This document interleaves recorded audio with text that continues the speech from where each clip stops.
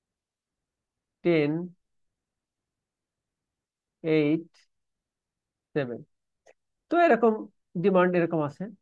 এখানে মনে করো 10,000, তারপর 12,000, 14,000, 16,000, 18,000, 20,000। এটা হচ্ছে টোটাল ডিমান্ড মনে করো যে ঢাকা সিটিতে। এখন এই ডিমান্ডটা তো সবার ডিমান্ড। এখন ইন্ডিভিজুয়াল ডিমান্ডটা কি, এটা কিভাবে হয়? মনে করো ঢাকা ইউনিভার্সিটিতে এই ডিমান্ডটা মনে করো এরকম। বুয়েটে ডিমান্ডটা মনে করো যে না, এবার ব্যাংকগুলোর ডিমান্ড মনে করো এই পরিমাণ, ইউওপির ডিমান্ড মনে করো এই পরিমাণ, তারপরে বিভিন্ন ব্যবসায়িক প্রতিষ্ঠানের ডিমান্ড মনে করো এই পরিমাণ, তারপরে অন্যান্য স্কুল কলেজের ডিমান্ড মনে করো যে এই পরিমাণ। তো এই যে এইভাবে আসতেছে, এটা সবগুলো এইভাবে আসতেছে।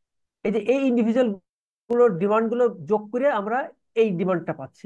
এটাকে আমরা বলি মার্কেট ডিমান্ড কার্ভ। এইটাকে মার্কেট ডিমান্ড কার্ভ।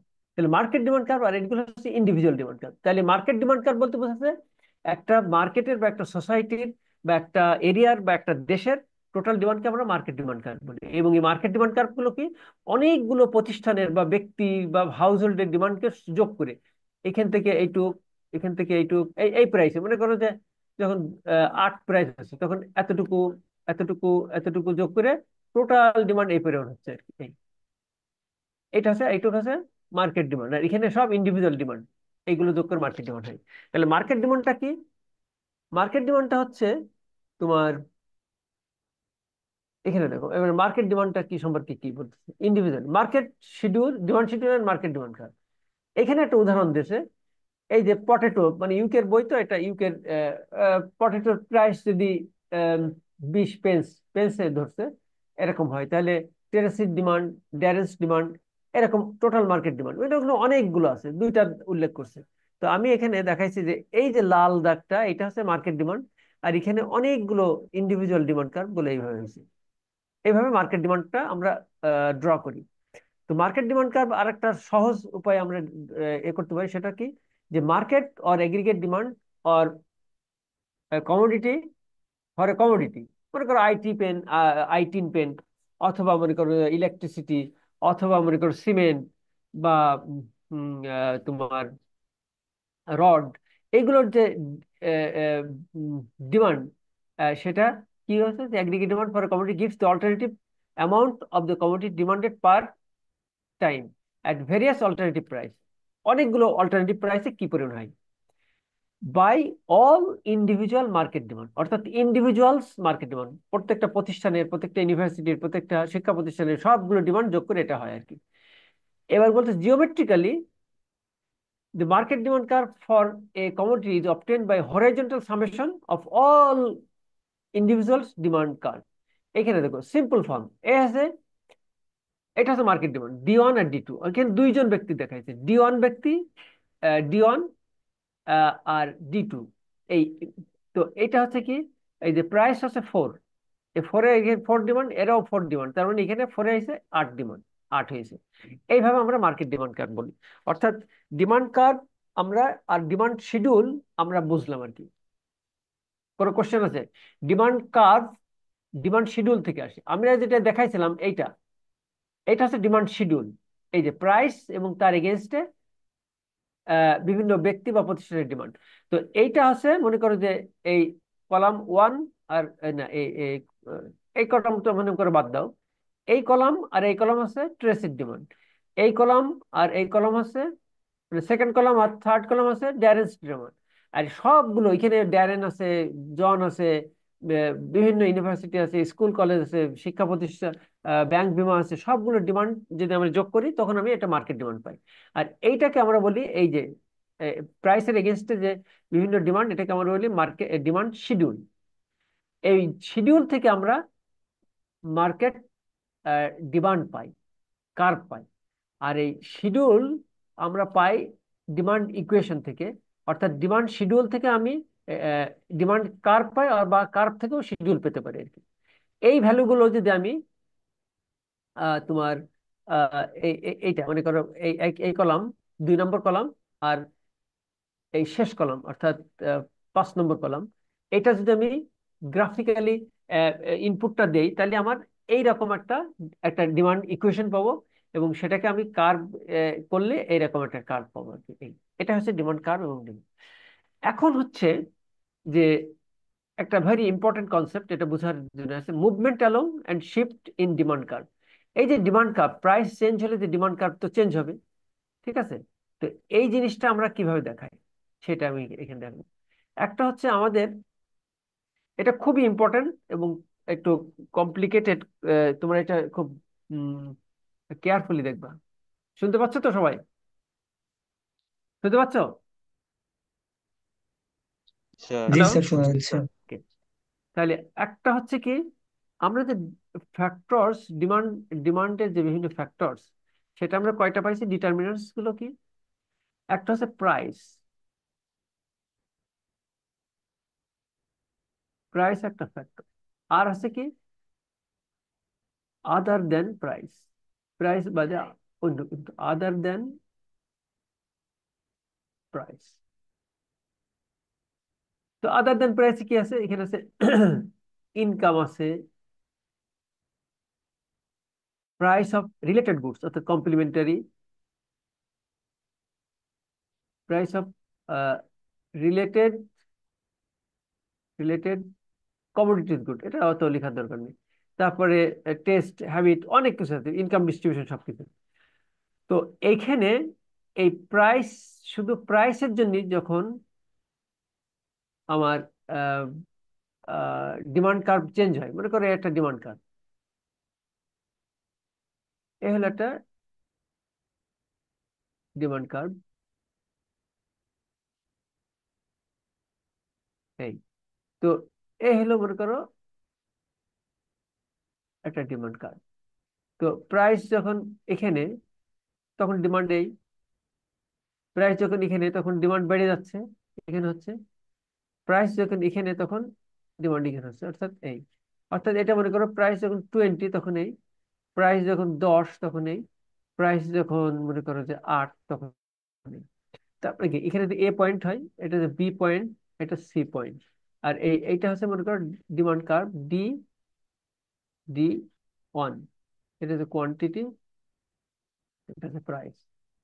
তো এই যে প্রাইস চেঞ্জ হলো আর কি, প্রাইস কমতেছে, তো ডিমান্ডও বেড়ে যাচ্ছে, তাহলে এখান থেকে এখানে আসতেছে, এখান থেকে এখানে আসতেছে, এটা কি হচ্ছে, এটাকে আমরা বলি movement along the same demand curve. এটাকে আমরা বলি মুভমেন্ট, এবং এটাকে বলি আমরা চেঞ্জ ইন ডিমান্ড। এটাকে আমরা বলি কি, চেঞ্জ ইন কোয়ান্টিটি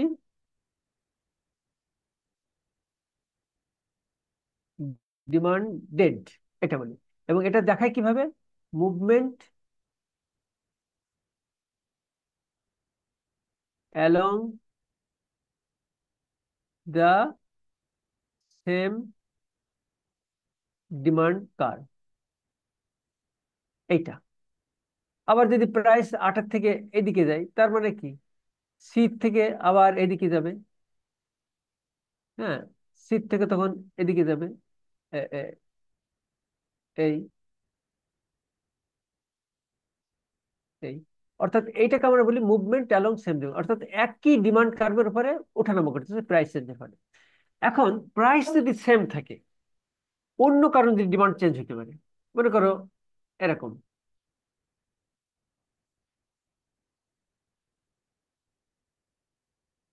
এটা হচ্ছে কোয়ান্টিটি, এটা হচ্ছে প্রাইস। তাহলে প্রাইস সেম থাকতেছে, অর্থাৎ মনে করো এই, তো প্রাইস মনে করো এখানে 10,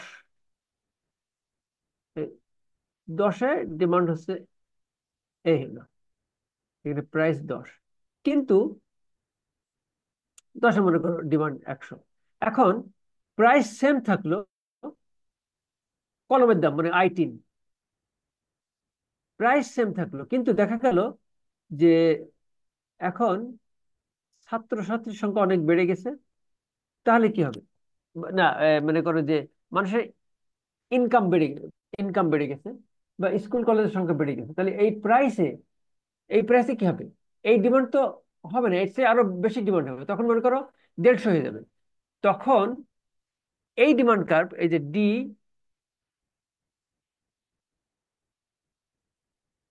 এই যে D1, এটা কি হবে? প্রাইস তো সেম, তখন যদি বেড়ে যায় তখন এটা এই দিকে সরে যাবে। এই কার্ভটা তখন এ- এখানে আসবে, অর্থাৎ এইটা, এটা তখন এইভাবে হবে আর কি।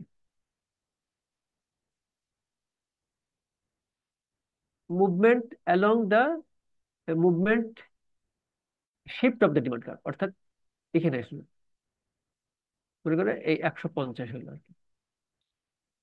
10 আবার দেখা যাচ্ছে কি, যে এই 10 টাকা সেম থাকলো, কিন্তু কোনো কারণে I10 পেনের আহ ইয়ে তোমার কম্পিটিটর চলে আসলো, মানে একটা ভালো অল্টারনেটিভ পাওয়া গেল। তখন কি হবে? তার ওই এটা ডিমান্ড কমে যাবে। 10 টাকা হলেও এ আর কেউ অত কিনবে না। তখন এই কার্ভটা এই দিকে শিফট করবে, প্রাইস সেম থাকবে, অর্থাৎ মনে করো আহ এই দিকে শিফট করবে প্যারালালি। তাহলে এখানে হলে মনে করো, তখন হলে মনে করো যেখানে হলে কত, এখানে হয়তো মনে করো 70 হলো। তার মানে কি, এই ডিমান্ড কার্ভ এটা শিফট করতেছে, এটাকে আমরা বলি shift. Sorry,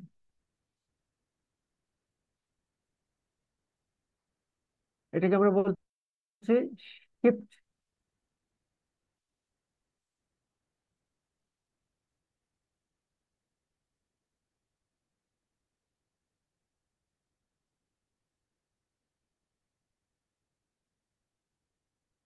SHIFT, shift of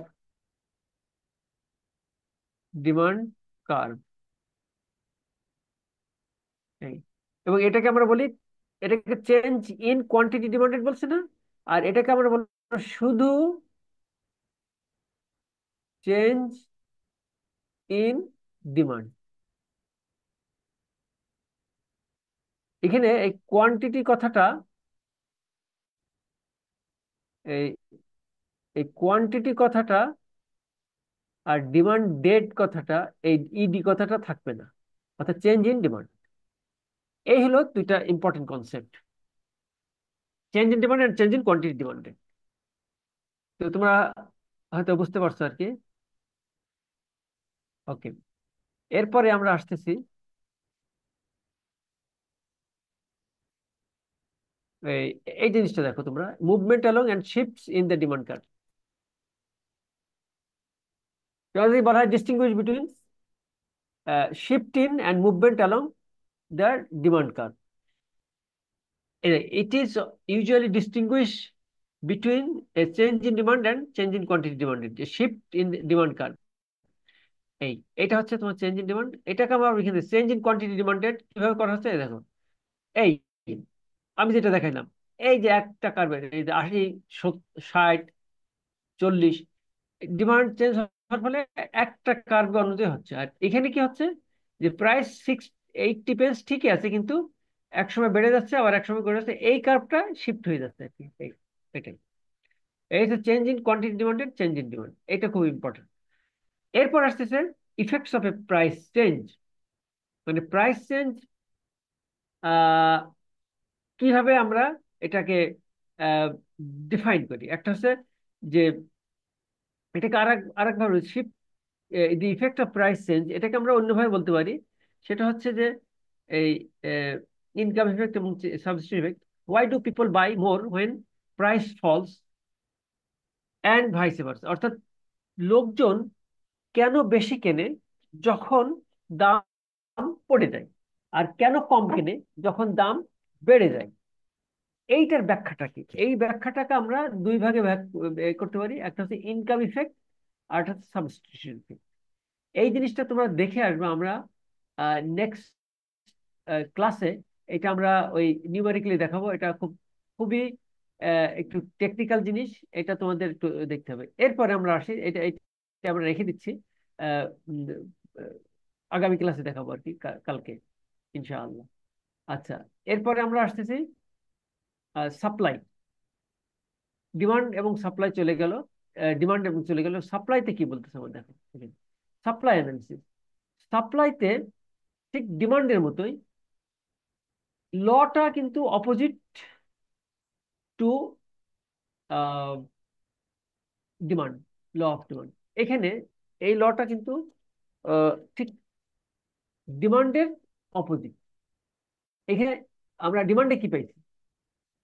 ডিমান্ডের ক্ষেত্রে আমরা পাইছি কি, ডিমান্ডের ক্ষেত্রে পেয়েছি কি, প্রাইস যদি তোমার বাড়ে তখন ডিমান্ড কি হবে? কমে, নিচের দিকে আসে। আর প্রাইস যদি কমে তাহলে ডিমান্ড বাড়ে। এই কিন্তু ল অফ সাপ্লাইয়ের ক্ষেত্রে কি, একই, ওয়ান ওয়ে। অর্থাৎ প্রাইস যদি বাড়ে তাহলে সাপ্লাইও বাড়বে, আবার প্রাইস যদি কমে তাহলে সাপ্লাইও কমবে। এই, আর সাপ্লাই ডেফিনিশনটা কি? সাপ্লাই হচ্ছে যে পরিমাণ কমোডিটি বিক্রির জন্য প্রস্তুত, অর্থাৎ রেডি ফর সেল। এটা রেডি ফর সেল মানে যে বিক্রি আহ, উম, আহ, করতে, বিক্রির জন্য প্রস্তুত। অর্থাৎ যদি আমি ওয়্যার হাউসে বা গোডাউনে থাকে সেটা কিন্তু সাপ্লাই না, বা ফ্যাক্টরিতে রয়েছে সেটা বিক্রির জন্য, সেটা বিক্রি ইয়ে না। যেটা রেডি ফর সেল অর্থাৎ রিটেইলারের বা হোলসেলারের কাছে যেটা আছে যে এখনই তুমি, সেটা হচ্ছে সাপ্লাই। আর ল অফ সাপ্লাই হচ্ছে প্রাইস বাড়লে সাপ্লাই কমে, সাপ্লাই বাড়ে, এবং প্রাইস কমলে সাপ্লাই বাড়ে। এইটা অর্থাৎ এটা ন্যাচারালি তুমি ইয়ে করতে পারো। মনে করো তুমি কোনো একটা জিনিস, প্রোডাক্ট তৈরি করতেছো আর কি। তখন কেন এটা হয়? তো যদি দাম বেড়ে যায় তখন তুমি কি করবা? তোমার ফ্যাক্টরির যে অতিরিক্ত ক্ষমতা আছে সেটা তুমি ব্যবহার করবে, ফলে তুমি কি, সাপ্লাই বেড়ে যাবে। আর এই সাপ্লাই, এই প্রাইস বৃদ্ধিতে যদি বেশি দিন থাকে তখন অন্য প্রডিউসাররাও চলে আসবে এই কমোডিটি সাপ্লাই করতে, তখন সাপ্লাইটা বেড়ে যাবে। মনে করো টয়লেটিস বা এখন এই যে বিভিন্ন কোম্পানি, আগে তো সোপ বা টুথপেস্ট দুই তিনটা কোম্পানি তৈরি করতো, মানে মনে করো যে 30 বছর আগে। এখন কিন্তু অনেকগুলো কোম্পানি ব্যবহার করে, কারণ এটার দামও বাড়তেছে, চাহিদাও বাড়তেছে, সাপ্লাইও বাড়তেছে। তো সাপ্লাই লটা হচ্ছে অনএরিড। এখন আসছে স্যার ডিটারমিনেন্টস অফ মানে সাপ্লাই। প্রাইস বাড়লে তাহলে সাপ্লাই সবসময় বাড়বে আর প্রাইস কমলে সাপ্লাইও কমবে। হ্যাঁ, হ্যাঁ, এটা তোমার ক্ষেত্রে তুমি হিসাব করতে পারো যে তুমি যদি কোনো একটা কমোডিটি প্রডিউস করো বা সাপ্লাই করো, তখন তুমি কি করবা? তোমার কস্ট ঠিক রাখলো, তখন কিন্তু প্রাইস বেড়ে গেল, তখন তুমি তো বেশি সাপ্লাই দিবা, কারণ তো এটা তো ন্যাচারাল। এই এরপরে আমি এটা ব্যাখ্যা আরো আছে, এটা আমি পরে আসছে। এরপর ডিটারমিনেন্টস অফ সাপ্লাই। সাপ্লাইকে কোন কোন ফ্যাক্টর ইনফ্লুয়েন্স করে, what are the factors that determine supply of a commodity, সেটা দেখবা। সাপ্লাই ফাংশন ঠিক ডিমান্ডের মতো, ডিমান্ড ফাংশন আমরা দেখছি, সাপ্লাই ফাংশন এরকম আমরা দেখবো আর কি। আচ্ছা, তারপরে আসছে কি মার্কেট সাপ্লাই কার্ভ, ডিমান্ডের মতো। তারপর আবার ডিমান্ডের মতো change in quantity supply, change in supply. এই তো একই, ডিমান্ডটা ভালো বুঝলে এটা ভালো বোঝা যাবে। তো এখানে বলতেছে কি, the higher the price of a good, the more profitable it becomes to produce, uh, and firms will thus encourage to produce more of it by switching from producing less profitable goods। অর্থাৎ তুমি যদি 3-4টা goods তৈরি করো আর কি, 3টা goods তৈরি করো, তো যেটার দাম বাড়বে সেটা তুমি, প্রোডাকশন কস্ট তো সেম থাকবে প্রোভাইডেড, তখন তুমি সেটা সাপ্লাই বাড়িয়ে দেবে আর কি, এটাই স্বাভাবিক। Given time, if the price of a good remains high, new producers will be encouraged to set up in production, ফলে এটা সাপ্লাই বাড়বে। ওই যে সাপ্লাই শিডিউলটা, এই যে প্রাইস থাকবে, তার এগেইনস্টে সাপ্লায়ার থাকবে। অর্থাৎ এই এখানে ফার্মার এক্স এর সাপ্লাই, ফার্মার ওয়াই এর সাপ্লাই, জেড এর সাপ্লাই, সবগুলো যোগ করে এখানে মার্কেট সাপ্লাই হচ্ছে। তো সেটা এখানে দেখো সাপ্লাই কার্ভ কিন্তু আপওয়ার্ড স্লোপিং। তো তো এই হলো তোমার সাপ্লাইয়ের প্রাইস যত বাড়তেছে দেখো, এখানে 20-তে সাপ্লাই দিচ্ছে সে 100, 70-এ দিচ্ছে, 40-এ দিচ্ছে 200, 60-এ দিচ্ছে 350, 80-তে দিচ্ছে 550, এভাবে বাড়তে বাড়তে যাচ্ছে। অর্থাৎ সাপ্লাই কার্ভটা এই যে লাল দাগ, এটা সাপ্লাই কার্ভ। ঠিক আছে, এবার supply determinants of supply, supply শিডিউলটা আমি সাপ্লাই ফাংশনটা আমরা পরে আছে। সাপ্লাই ডিটারমিনেন্টসটা আগে তুমি দেখো, ডি- কি কি জিনিস সাপ্লাইকে ডিটারমাইন করে আর কি। ঠিক আছে, এই জিনিসগুলো তোমরা দেখো। এই লজিকটা দেখো তুমি, কস্ট অফ প্রোডাকশন। এই কস্ট অফ প্রোডাকশন কিভাবে সাপ্লাইকে ইনফ্লুয়েন্স করে সেটা তোমরা একটু দেখো এখানে। এই যে এই জিনিসটা পড়ো তোমরা, তাহলে বুঝতে পারো, এটা খুবই ইম্পর্টেন্ট। তোমরা পড়ো, আমি তোমাদের ফিরে আসতেছি আবার 1 মিনিট পরে।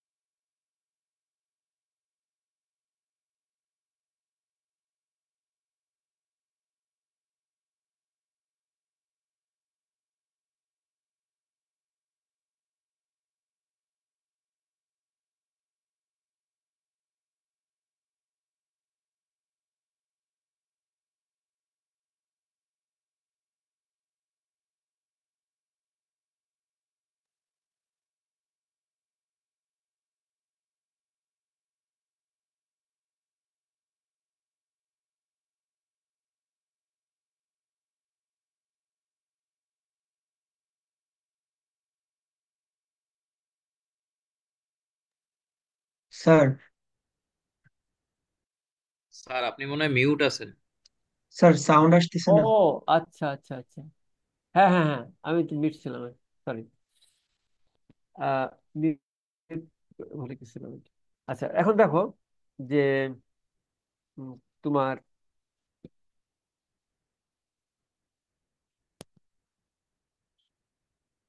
প্রফিটেবিলিটি অফ অল্টার, সেটা হচ্ছে এটা, এটা দেখাইছে না, এটা বলছে না, এটা বুঝছো, কস্ট অফ প্রোডাকশন।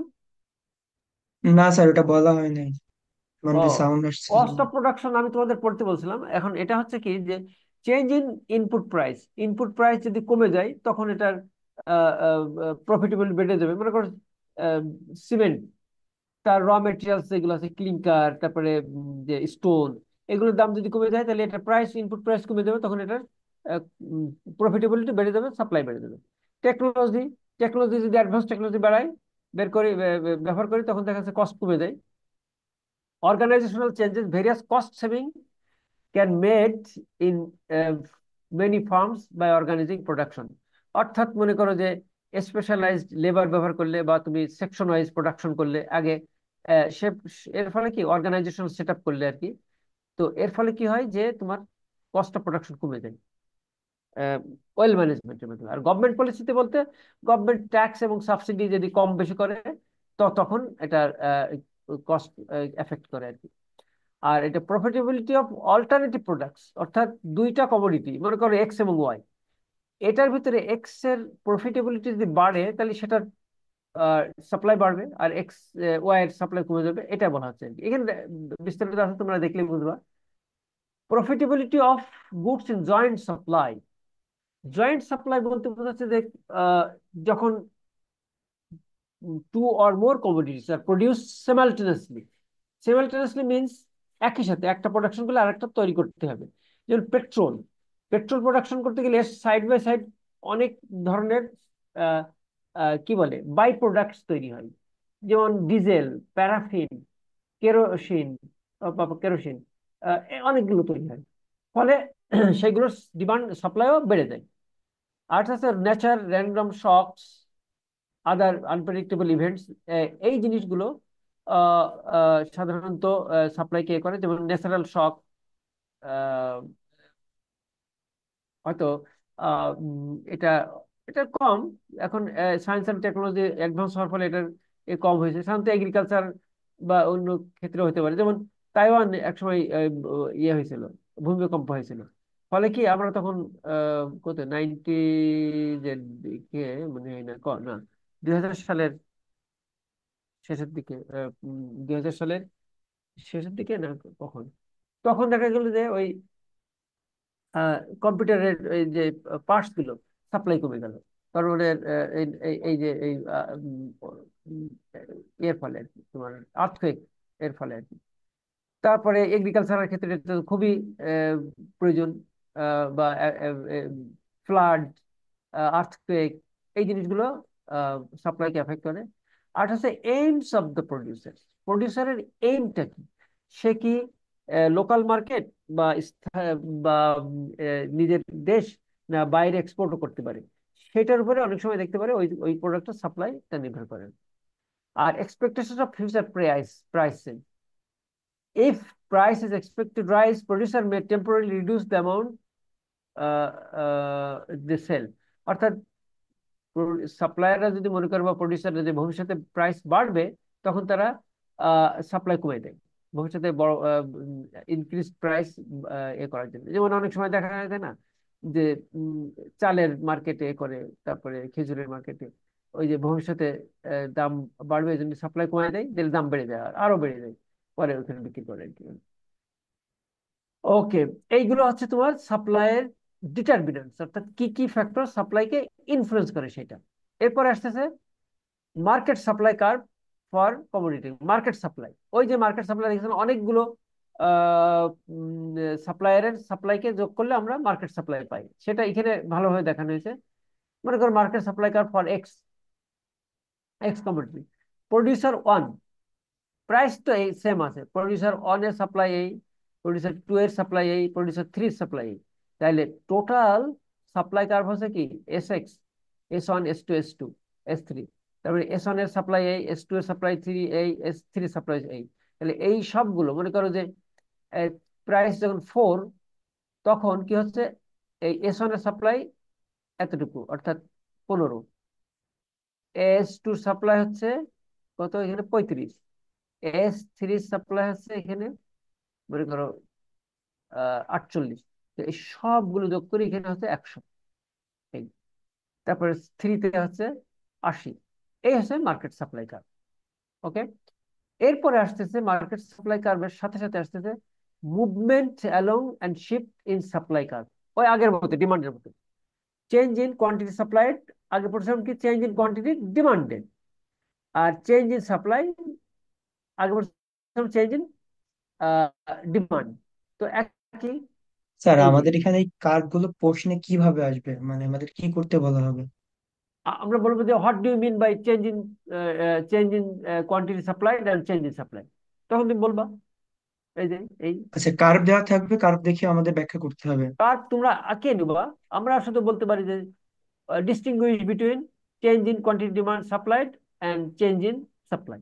তখন তুমি বলবা যে এই যখন প্রাইসের জন্য এখানে বলবে the term used for movement along the supply curve, it occurs when there is a change in price। এই যে এইটুক খুব ইম্পর্টেন্ট। চেঞ্জ ইন প্রাইস হলে চেঞ্জ ইন কোয়ান্টিটি ডিমান্ডেড বা কোয়ান্টিটি সাপ্লাই।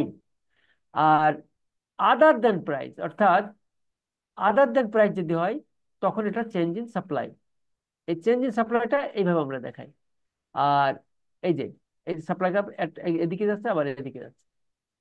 তো এই হলো সাপ্লাই। আর সাপ্লাই ইকুয়েশনটা কি দেখো, এই যে সি প্লাস আগে ইয়ে তোমার ডিমান্ডের ক্ষেত্রে আমরা দেখাইছিলাম কি, ডিমান্ডের ক্ষেত্রে আমরা দেখাইছিলাম যে এই C plus A minus BP. আর যেহেতু মাইনাস ছিল ডিমান্ডের ক্ষেত্রে, এখানে সি প্লাস হবে যেহেতু আপওয়ার্ড স্লোপিং। কাজে এটা হচ্ছে সাপ্লাইয়ের ইকুয়েশন, আর এটা হচ্ছে সাপ্লাই ইকুয়েশন সিম্পলেস্ট ফর্ম, আর এটা হচ্ছে কমপ্লেক্স ফর্ম, এই যে মোর কমপ্লেক্স ফর্ম। এই হলো আমাদের সাপ্লাই। তো ডিমান্ড এবং সাপ্লাই সম্পর্কে আমরা মোটামুটি ধারণা পেলাম। এটা তোমরা একটু ভালো করে দেখো যে এখানে সাপ্লাই চেঞ্জ হচ্ছে কিভাবে, এখানে মার্কেট সাপ্লাই। আর আহ, এই যে দেখো এই সাপ্লাই, এটা হচ্ছে চেঞ্জ ইন সাপ্লাই, অর্থাৎ প্রাইস চেঞ্জের ফলে এই চেঞ্জ ইন সাপ্লাই হচ্ছে আর কি, এইখান থেকে এখানে হচ্ছে, এখান থেকে এখানে হচ্ছে। আর এটা হচ্ছে চেঞ্জ ইন কোয়ান্টিটি সাপ্লাই। এইটা একই প্রাইসে এদিকেও যাচ্ছে আবার এদিকেও যাচ্ছে আর কি। তো এই হলো আমাদের আজকের ক্লাস, এখানে আমরা রাখতেছি। আহ, কালকে তোমরা এইগুলো দেখবা, কালকে ক্লাসে আমরা সকালে তো আমাদের ক্লাস আছে, তখন আমরা এখানে যদি কোনো কনসেপ্ট তোমাদের বুঝতে অসুবিধা হয় তখন আমরা সেটা দেখবো। এরপরে আমরা দেখবো প্রাইস আউটপুট ডিটারমিনেশন, অর্থাৎ ডিমান্ড এবং সাপ্লাইয়ের যে ইন্টারাকশন হয়, এই ইন্টারাকশনের মাধ্যমে আমরা একটা প্রাইস পাই। এই ইকুইলিব্রিয়ামটা আমরা আগামী ক্লাসে দেখব ক্লাসে। আর আজকের ক্লাসে যে পড়ানো হলো এইগুলোর ভিতরে কোনো কনসেপ্ট যদি তোমার ক্লিয়ার না থাকে সেটা কালকে জিজ্ঞেস করবা। আর কারণ ওইটা না বুঝলে কিন্তু তোমার এইটা বুঝতে পারবো না, এখানে কিভাবে আমরা মার্কেট ইকুইলিব্রিয়াম, অর্থাৎ তুমি যে আইটিন পেন কিনতেছো 10 টাকা কেন, 10 টাকার চেয়ে তো তুমি কমে কিনতে চাও, তুমি তো 8 টাকা হলে ভালো হয়, কিন্তু তুমি 10 টাকা দিয়ে কেন কিনতেছো? আবার যে বিক্রি করতেছে প্রডিউসার, তার তো 13 টাকা হলে ভালো হয়, কিন্তু সে কেন 10 টাকা এই এই বিক্রি করতে বাধ্য হচ্ছে?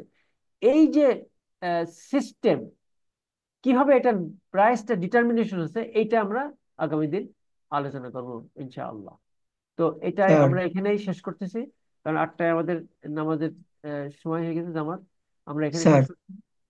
তোমাদের কোনো কোশ্চেন থাকলে স্যার, কুইজ জিজ্ঞেস করো আর কি। স্যার পড়া তো অনেক দূর আগাই গেছে স্যার, কিন্তু স্লাইড হুম। একটা আপলোড দেওয়া হয় নাই স্যার, প্লিজ একটু ও স্লাইড গুলো আপলোড স্লাইড, দিয়ে হ্যাঁ দেন। স্লাইড আমি সরি আমি একটু ওই কয়দিন ব্যস্ত ছিলাম, আমি দিয়ে দেবো মানে আজকেও বা কালকের ভিতরেই দিয়ে দেবো ইনশাল্লাহ। তোমরা জি স্যার, এইগুলো দিলে ভালো হয়। তোমাদের ওই এতে আমি আচ্ছা আজকালের ভিতরেই দিয়ে দেবো। খুব ভালো কথা মনে করাই দিছো। আমি তাহলে এখন রাখি আমরা। ঠিক তোমরা আছে স্যার। স্যার অ্যাটেন্ডেন্স কি নিবেন? না অ্যাটেন্ডেন্স আজকে আর নিচ্ছি না, কারণ আমার অ্যাটেন্ডেন্স এখানেই আমি পাবো, এখানে যারা যারা আসছে তারা এখানটাই দেখতে পাবো আমি। আচ্ছা স্যার, ঠিক আছে। আসসালামু আলাইকুম। ঠিক আছে আসসালামু তাহলে। আলাইকুম স্যার। ওয়ালাইকুম ওয়ালাইকুম আসসালাম, স্যার। ভালো